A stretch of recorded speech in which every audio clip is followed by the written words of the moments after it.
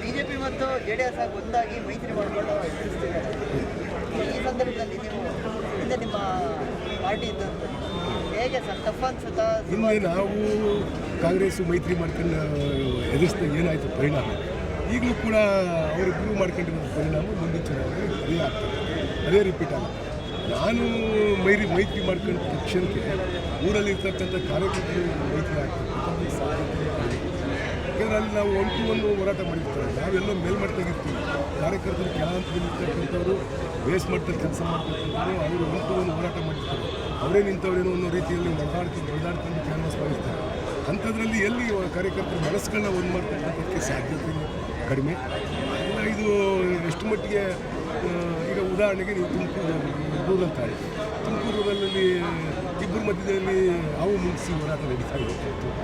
JDS ಮತ್ತು BJP ಮಧ್ಯೆ, ತುರುವೇಕೆರೆಯಲ್ಲಿ JDS BJP ಮಧ್ಯೆ ಇದ್ದಂಥ ಹೋರಾಟ, ಚಿಕ್ಕನಾಯಕನಹಳ್ಳಿ JDS BJP ಮಧ್ಯೆ ಇರ್ತಕ್ಕಂಥ ಹೋರಾಟ, ಅಲ್ಲೆಲ್ಲ ಎಲ್ಲಿ ಕಾರ್ಯಕರ್ತರು ಉಡುಪಿ ಒಳಗೂ JDS BJP ಮಧ್ಯೆ ಇದ್ದಂಥ ಹೋರಾಟ 4 ಚುನಾವಣೆ ಹಂಗಿದ್ದಾಗ ಎಲ್ಲಿ ಕಾರ್ಯಕರ್ತರು ಒಗ್ಗಟ್ಟು ಮಾಡಲಿಕ್ಕೆ ಸಾಧ್ಯ ಆಗುತ್ತೆ? ಕಾರ್ಯಕರ್ತರು ಗೊಂದಲಕ್ಕೆ ಒಳಗಾಗ್ತಾರೆ. 100% ಗೊಂದಲಕ್ಕೆ ಒಳಗಾಗ್ತಾರೆ. ನಾವು ಆಗ್ತಕ್ಕಂಥ ಕ್ಯಾಂಡಿಡೇಟ್ ಮೇಲೆ ಚುನಾವಣೆ ನಿಂತಿರುತ್ತೆ. ಕಾಂಗ್ರೆಸ್ ಪಾಸಿಟಿವ್ ಆಗುತ್ತೆ, 100% ಪಾಸಿಟಿವ್ ಆಗುತ್ತೆ. ನೋಡ್ತಾ ಇರಿ ಕಾಂಗ್ರೆಸ್. Thank you sir.